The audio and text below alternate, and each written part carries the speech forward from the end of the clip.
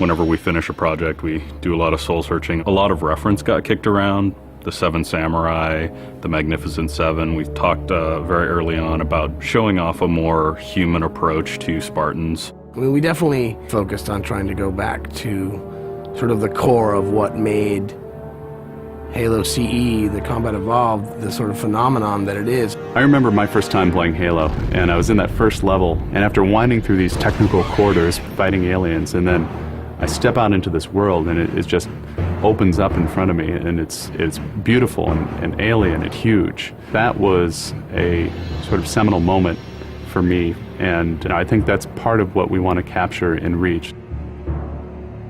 Something that was core to the game at the beginning was that sense of wonder and exploration. We started with a series of events. We basically set out like, okay, from this date on Reach to this date, we built a military campaign. We all had a desire to really flesh out the backstory of what happened prior to Master Chief and Cortana even entering the picture. We knew there were other Spartans, and it just seemed like such a rich area to tell a character-driven story with new characters.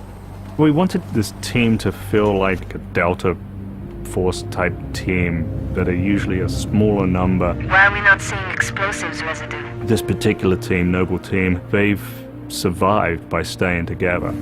You're Noble 6, you're a replacement for a Spartan that's died. You're experiencing this story, boots in the mud. We looked at the story of Reach, and it was obviously a more intimate, character-driven story. We really needed the attention to real-world detail, trying to make these characters' faces really feel like believable. We started everything over from scratch, came up with a whole new rig for how we animate faces and also how we approach like texturing them, modeling them, everything, and just put a lot more time. Difference about a couple million polygons. We absolutely want Reach to tell a human story, and that's going to require us to invest significantly into higher fidelity models, much more open environments, larger numbers of AI than ever before in a Halo game. To pull off the vision for what we had for this game, we ended up gutting almost every part of the engine, retooling things to make it run faster, to make it run better, it looked better. We had to throw out all of our technical systems. We had to then throw out the content that went with it because that content didn't represent the new bar we were going for. Copy that, on our way. Don't need command to tell me. Been on hers half my life. Let's shoot it. We've got a great team of guys, and they could take motion capture and they could make the poses way more dynamic, way more expressive. Those changes bring out the life, they bring out the style of our characters. We had probably 4 times the amount of polygons to play with this time around, which gave us a lot more freedom and creativity in what we wanted to achieve. When you look at total engineers that are actually putting code that are actually affecting this game, I mean, it's massive, 30+ guys. It's crazy. When you shoot a rock face, you'll see sparks, rock chips, dust. In Halo 3, we had a maximum of 100 colliding particles. In Halo Reach, we have thousands. We've got much more customizable Spartans than we've ever had in the past. The number of polygons we can draw at one time has skyrocketed. It's changed the way we build things up close as well as out far.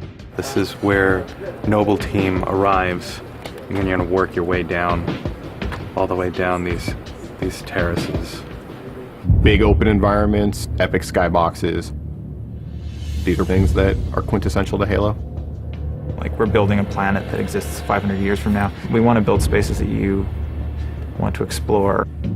We want to put twice as many characters, vehicles, and weapons into that environment. That's going to require massive improvements to the way we handle our artificial intelligence in the game. We now can put so many AI in an encounter that you can put 4 Spartans, the player, 8 Marines against 30-ish Covenant, and that's an actual serious challenge. Bringing the elites back was something that was really a true joy for us because they're such an awesome character to fight. What if the Spartans and the soldiers don't actually understand what the aliens are saying? What's that going to feel like? What if we can get back to having the aliens feel really alien and threatening? The these people and this planet and this story deserve something new and different. Just a different underlying sense of tragedy, heroism. We're rebuilding everything from the ground up.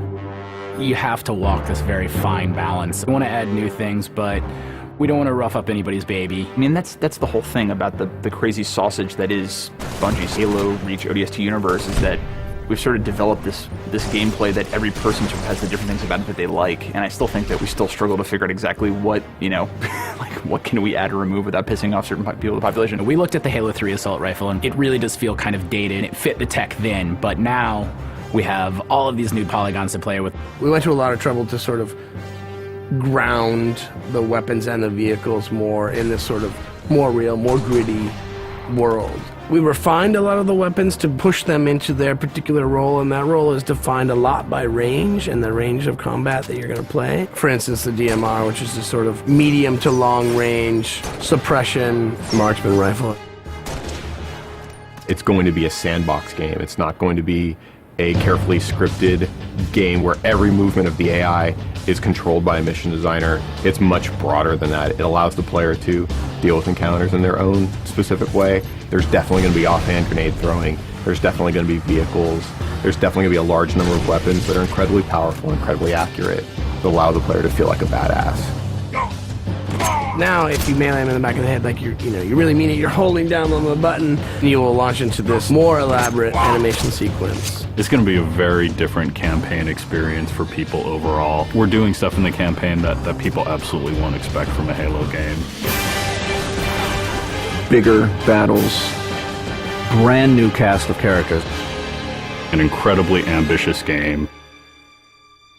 Every neuron in my head is firing with just reach, reach, reach. We knew from the beginning what the end was going to be. This is the definitive Halo made by the people who created Halo.